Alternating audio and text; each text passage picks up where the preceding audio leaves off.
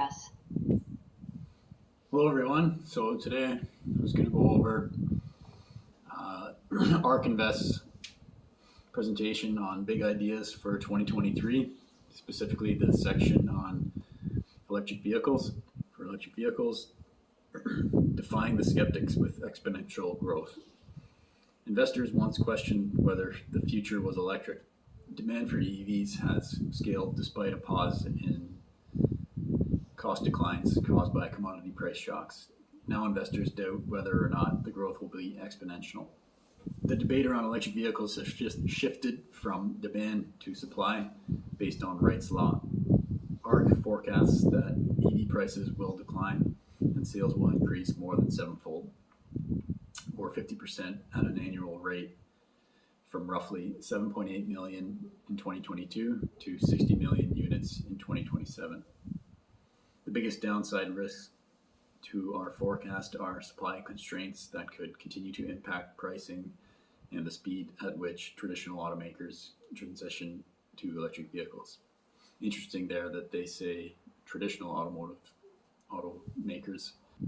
I think because in their mind, they see Tesla as being positioned well to have the supplies they need to make their electric vehicles well into the future, whereas traditional automotive makers have not set up those relationships and supply contracts. So Ark, I think, is suggesting that they might have more issues going forward than a company like Tesla. So next page here is a chart showing their electric vehicle sales and how they continue to take share of the market. So this is showing the sales from 2018 to 2022 as a percent. So in 2018, gas-powered vehicles, that market was down 1.2%, whereas electric vehicles was up 69%.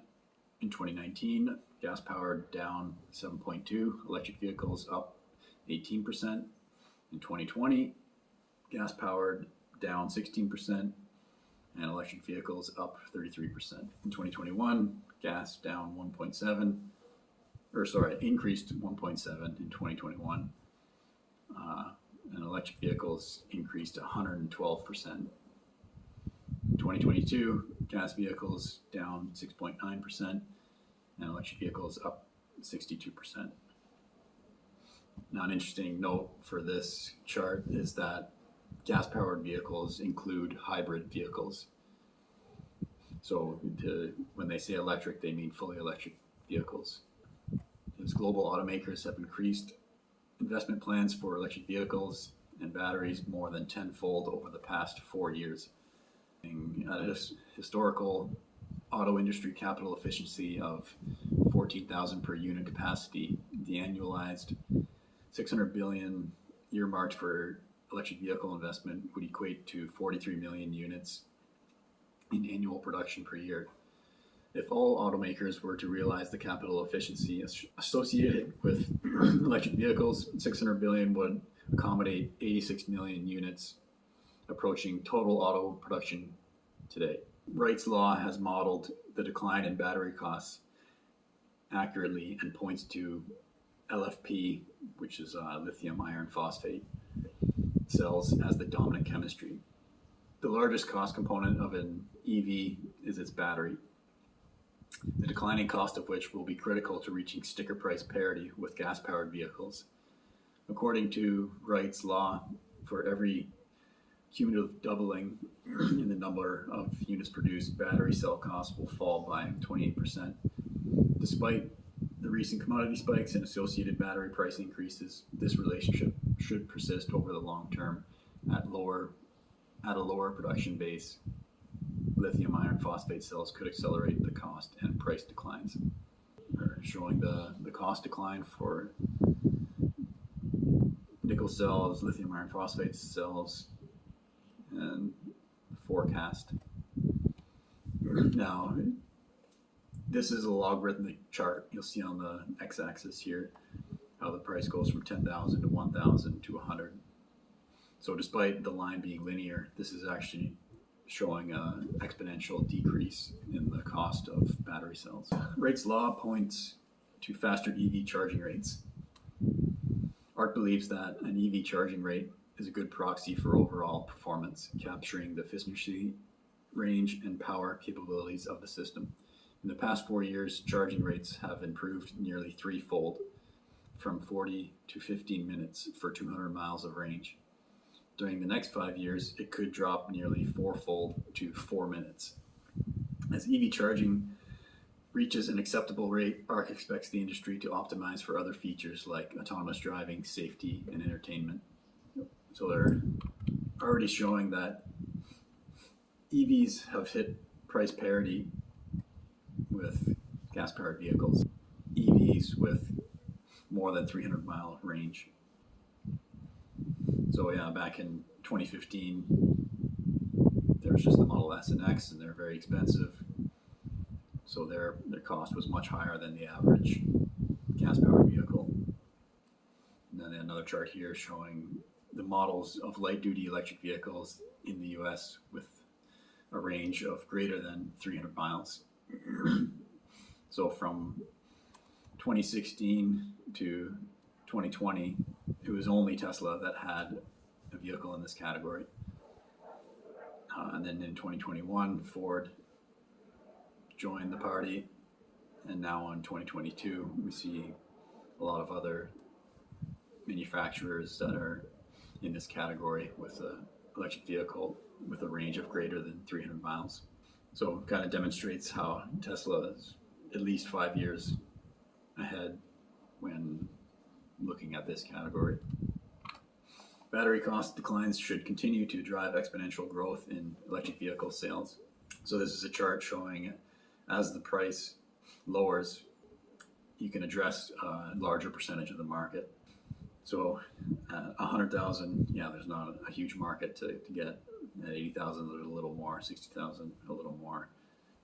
40,000, a bit more. But as you get down like around $35,000 US, it really starts to go exponential. The percent of the market willing to buy a vehicle in that price range.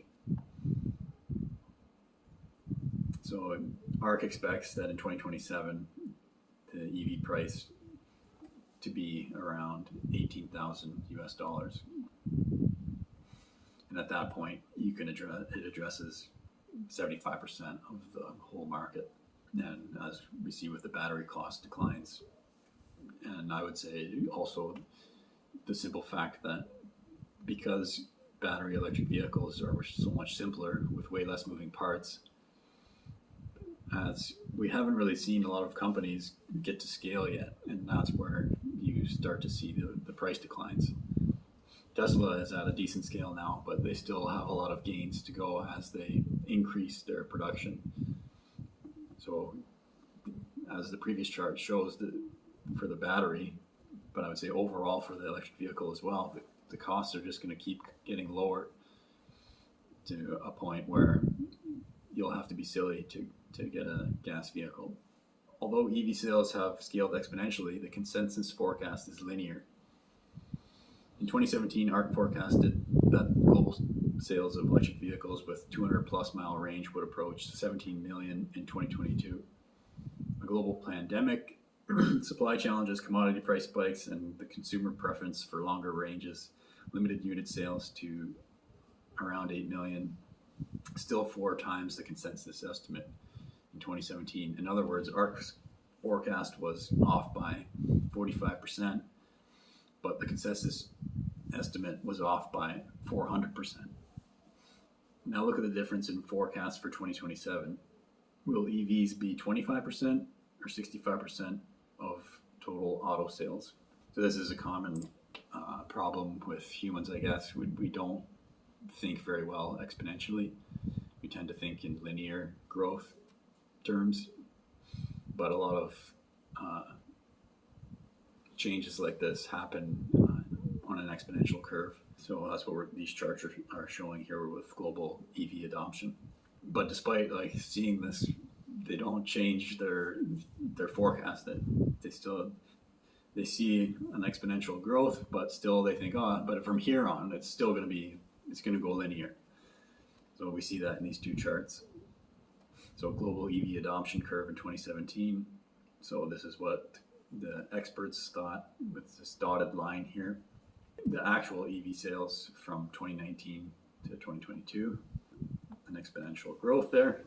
So, and then we look at the global EV adoption curve in 2022 forecast. So the blue dotted line is EV adoption forecast from 2023 through 27. That's the forecast from Ark. And then the consensus forecast on a linear trajectory here from the so-called experts in the industry. Internal combustion engine vehicles are likely to lose a significant share. By 2027, auto buyers probably will conclude that used cars or new EVs will make more economic sense than new ICE vehicles. If so, the drop in ICE vehicle sales could set in motion a death spiral for many incumbent automakers. In response to falling prices, consumers could delay EV purchases or purchase used cars at the expense of new internal combustion cars. So this chart just shows the EV unit sales and ICE unit sales. So this is historical data, which we already know. So yeah, in 2022, it's not even 10% for electric vehicles yet, but you do see the growth there. And then Ark's forecast for 2027, they're forecasting around 60 million electric vehicle sales in 2027. A tiny, and basically it's flipped. Less than 10% for ICE vehicles in 2027, and then new ICE vehicle sales that are at risk in this dashed part as people delay their purchases or go for a used vehicle instead of getting a new internal combustion vehicle. Planned investment levels should support a sevenfold increase in EV production from 7.8 million to 60 million during the next 5 years. If Ark's forecasts for 2027 are correct, EV unit sales will scale at 50% during the next 5 years from roughly 7.8 million units in 2022 to 60 million units in 2027. So yeah, this is just showing that growth of electric vehicle sales. 2023 to 2022 we have the data for, and then Ark's forecast, which yeah, looks like a big jump, but new technology adoption tends to be on an exponential curve. That's how we can get to these numbers so quickly. Ark is led by Kathy Wood, and their team put this together. They research, they're all about innovation and investing in the future. And Kathy Wood became popular with her crazy forecasts on Tesla's future, and became very popular when they saw that her forecasts were actually turned out to be correct. And Tesla is one of Ark's biggest holdings, and if not their biggest holding at the moment. So yeah, hopefully you can learn something there. This information that I'm showing here is available just from Ark Invest for free. You can go and download this paper if you're interested in more. Like the next section here on autonomous ride hail, that's in Tesla's wheelhouse too. Huge opportunity there. Over $10 trillion opportunity that if Tesla solves full self-driving, they'll be able to address as well. But yeah, I'll leave it there for now. Hopefully you enjoyed watching and learned a bit.